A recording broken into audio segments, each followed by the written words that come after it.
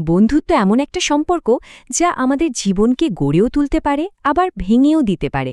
এটা যেমন আমাদের আনন্দের কারণ হতে পারে, ঠিক তেমনি হতে পারে গভীর এক কষ্টের উৎস। আজকের এই আলোচনায় আমরা বন্ধুত্বের এই দুটো দিক আর তার বিভিন্ন বাঁক নিয়ে কথা বলবো, যা আমাদের সত্যিকারের সম্পর্ক চিনতে সাহায্য করবে। তো আমাদের এই আলোচনাটা এগোবে মূলত 5টা ধাপে। প্রথমে আমরা দেখব বন্ধুত্ব আশীর্বাদ নাকি ফাঁদ।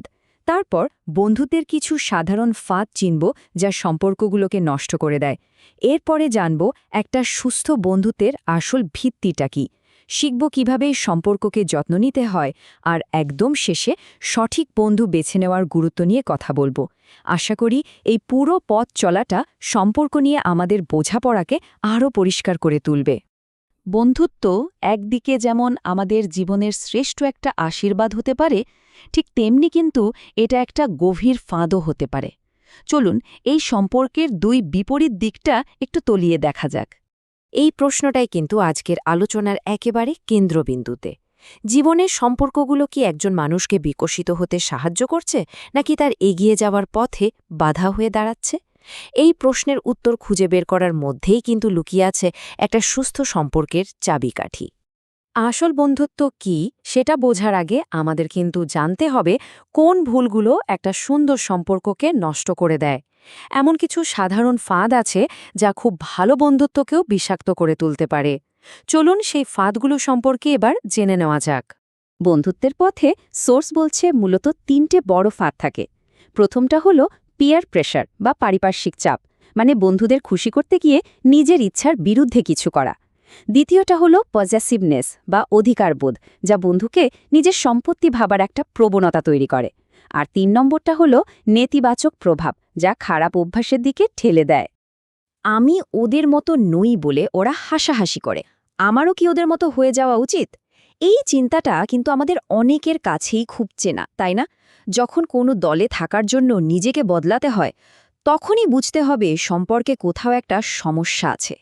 এই চাপটাই হলো বন্ধুত্বের প্রথম এবং সবচেয়ে সাধারণ ফাঁদ। আর এই সবচেয়ে বড় বিপদটা কি জানেন? এই চাপের কাছে মাথা নত করলে একজন মানুষ তার নিজের সত্তাটাই হারিয়ে ফেলে। নিজের লক্ষ্য থেকে সরে গিয়ে এমন কিছুতে সময় নষ্ট হয় যা আসলে কোনো কাজই আসে না।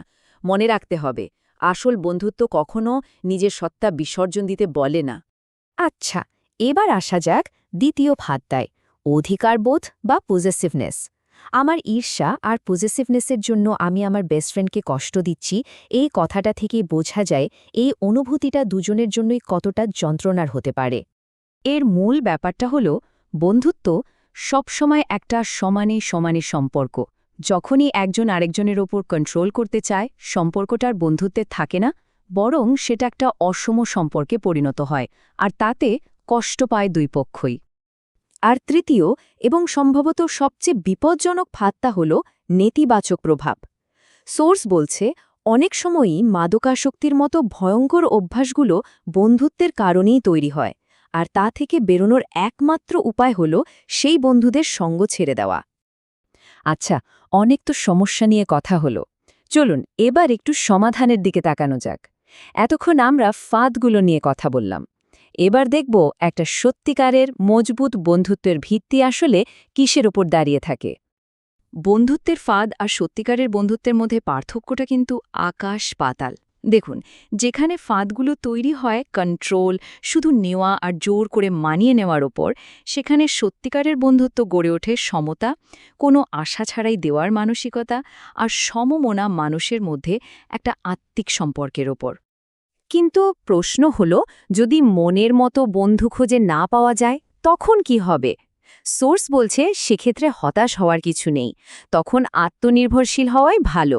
নিজের সঙ্গে সময় কাটানো বা একটা ভালো বইকে বন্ধু বানানোও কিন্তু আত্মিক শক্তি যোগাতে পারে। একটা সম্পর্ককে কিভাবে যত্ন নিতে হয় সেটা বুঝতে একটা অসাধারণ গল্প আমাদের সাহায্য করতে পারে। এই গল্পটা বন্ধুত্বের গভীরতম অর্থটাকে তুলে ধরে। গল্পটা কাহলিল জিবরানের। ভাবুন তো, এক দরবেশ এক পরিত্যক্ত বাড়িতে সাধনা করতেন। একদিন প্রচণ্ড ঝড়ের পর তিনি একটা ডানাভাঙা পাখিকে খুঁজে পেলেন। তো দরবেশ পাখিটাকে তুলে নিলেন, সেবা করতে শুরু করলেন।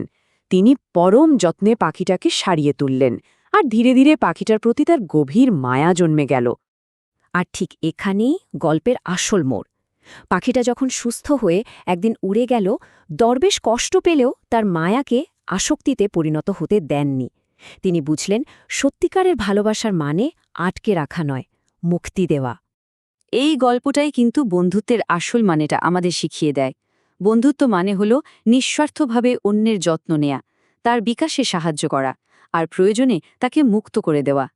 অধিকার বোধ নয়, বরং অন্যের ভালো থাকাকেই সবচেয়ে বেশি গুরুত্ব দেওয়া। বেশ, আলোচনার একদম শেষে এসে চলুন বন্ধু বেছে নেওয়ার ক্ষেত্রে সবচেয়ে জরুরি বিষয়টার দিকে তাকাই, কারণ এই একটা সিদ্ধান্ত কিন্তু মানুষের জীবনকে ভীষণভাবে প্রভাবিত করতে পারে। সোর্স থেকে পাওয়া একটা চিরন্তন উপদেশ হল, বন্ধু নির্বাচনের সময় বাইরের সৌন্দর্য বা জনপ্রিয়তা নয়, বরং তার চরিত্র আর ভেতরের গুণগুলোকে গুরুত্ব দেওয়া উচিত। সুতরাং শেষ কথা হল, বন্ধুত্ব কিন্তু একটা সচেতন সিদ্ধান্ত।